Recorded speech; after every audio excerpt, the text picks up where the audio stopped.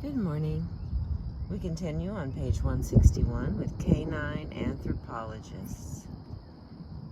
I am I because my little dog knows me.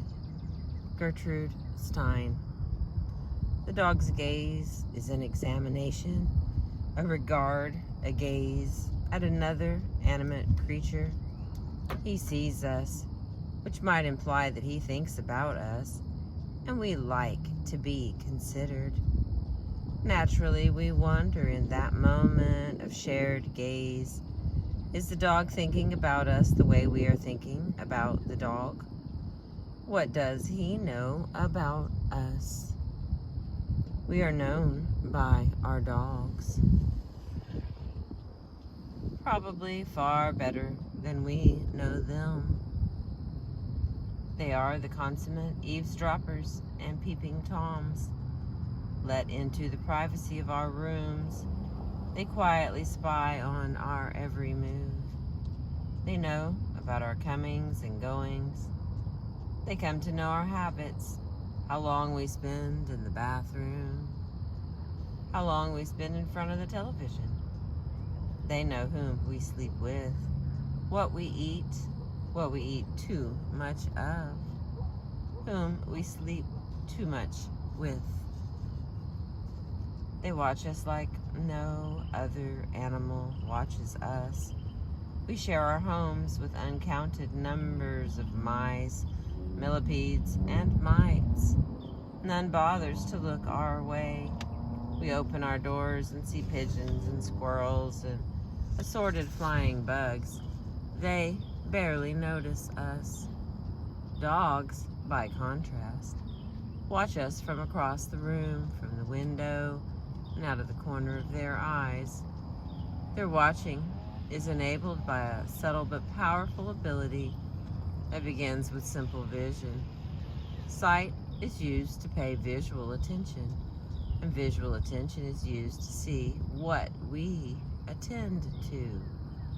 In some ways, this is similar to us, but in other ways, it surpasses human capacity.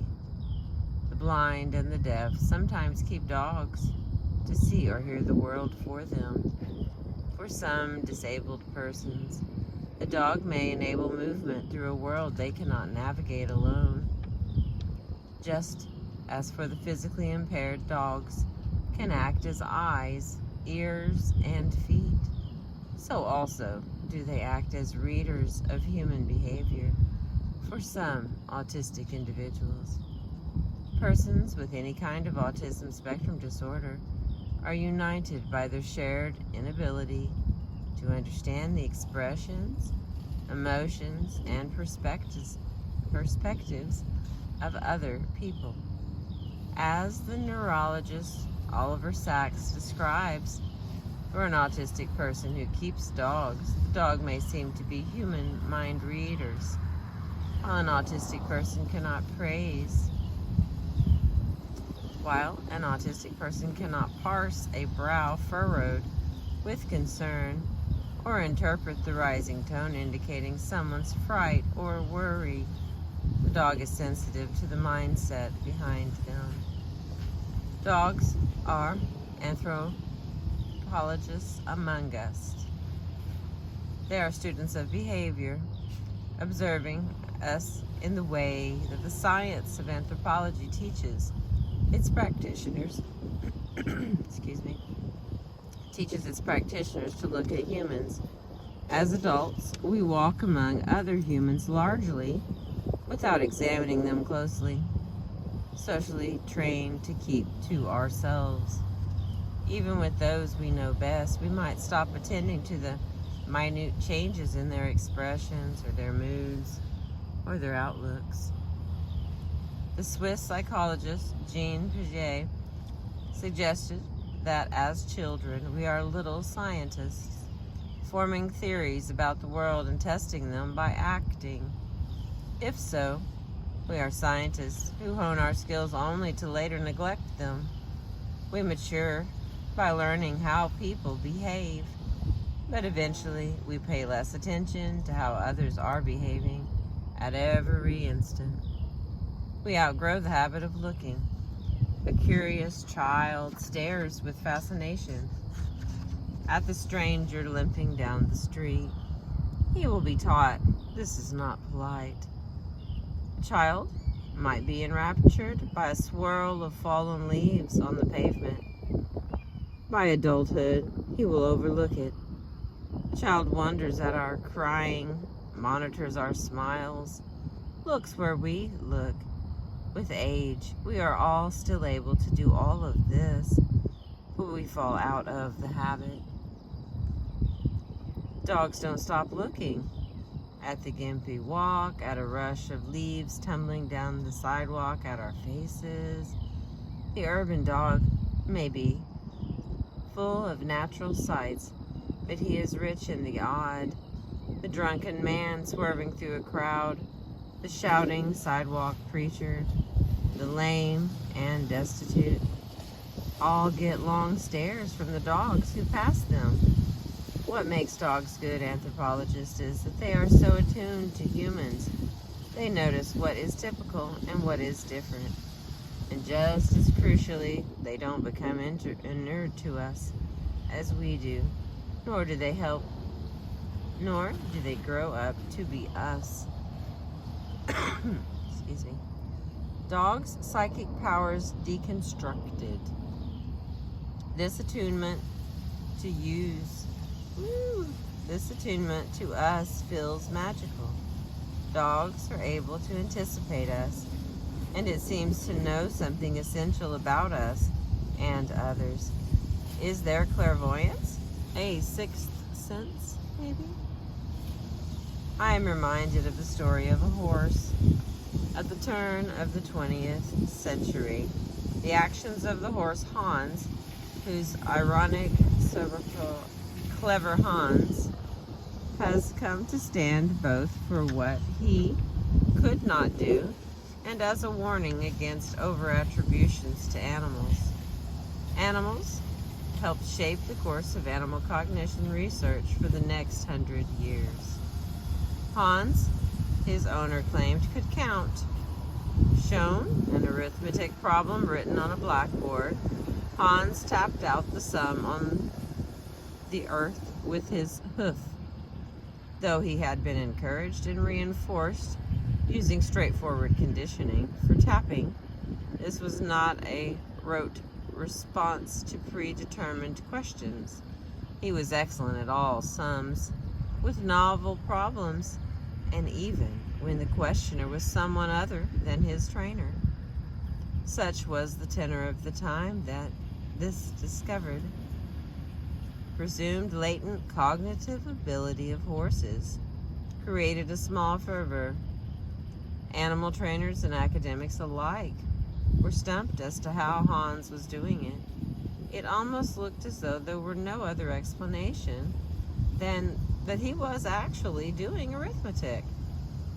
Finally, the trick, an inadvertent trick, unknown even to his owner, was discovered by a psychologist named Oscar Funkst.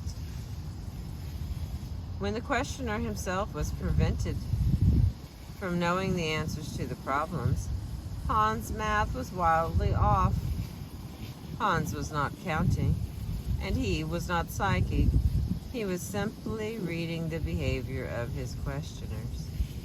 They unconsciously tipped him off to the answers through small bodily movements, leaning forward or away from the horse when he had tapped the correct sum, relaxing their shoulders and muscles of their face, inclining ever so slightly until the answer was reached. Clever Hans stood, and still stands, as a cautionary tale against assigning to animals abilities that could be explained by simpler mechanisms. But thinking about the dog's use of attention reminds me of Hans' skill. While Hans was not clever in the way advertised, he was remarkably clever at reading the inadvertent signals given by the person quizzing him. Before an audience of hundreds, only Hans noticed his trainer leaning forward, his body tensing and relaxing, which Hans had figured out meant that he was to stop tapping his hoof. He attended to the very cues that had information and attention far greater than the human spectators brought to the event. Hans' preternatural sensitivity may have ensued paradoxically from other deficits, since he presumably didn't have any notion about numbers or arithmetic. He was not distracted by those stimuli. By contrast, our attention to these seemingly salient details would lead us to miss the one clear indication of the answer.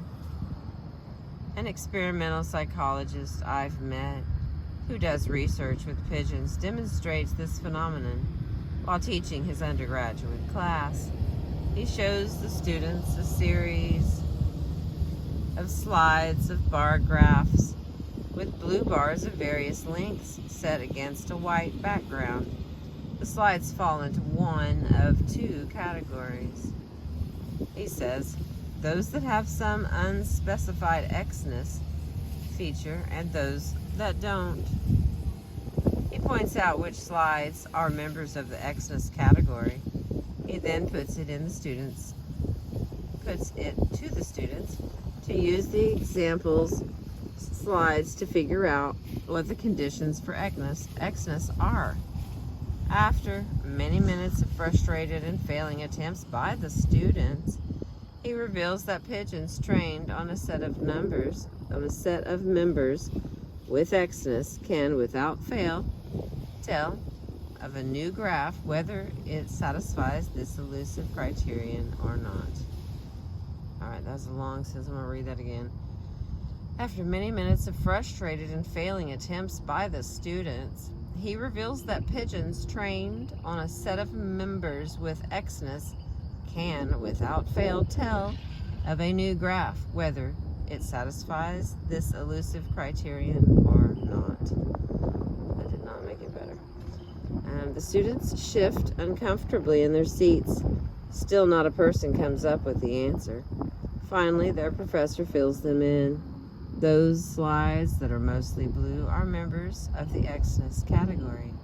Those that are more white are not. The students are outraged. They've been outsmarted by pigeons. In running this test with my psychology classes, I find they also decry the task. Though no student has ever come up with the answer, they all later complain that the answer is unfair. They were looking for some complicated relationship between the bars, one consistent with the kinds of relationships between features that bar graphs are meant to represent. But there is none. Xness is simply more blue. Only pigeons, blissfully unaware of bar graphs, saw them for their colors and perceived the true categories. What dogs do is a version of what Hans and the pigeons did. Anecdotal tales of this kind of phenomenon abound. One trainer of search and rescue dogs put his hands on his hips in exasperation when the dog was following the wrong path. Another rubbed his chin uneasily. In both cases, the dogs learned to use the cues of their trainers as information that they were off the trail. The trainers had to be trained to tone down their cueing. As we look for the more complex explanation for an event or for others' behavior, we may overlook clues that dogs see naturally. It is less extrasensory perception than the well-added sum of their ordinary senses. Dogs use their sensory skills in combination with their attention to us. Without their interest in our attention, they would not perceive the subtle differences in our strides and body postures and stress levels as important bits of information. It allows them to predict us and to reveal us. Thank you for listening. The top of Chandler Park, where you can see downtown Tulsa, and they have recently cleared the obstructions of the cedar trees. Thank you.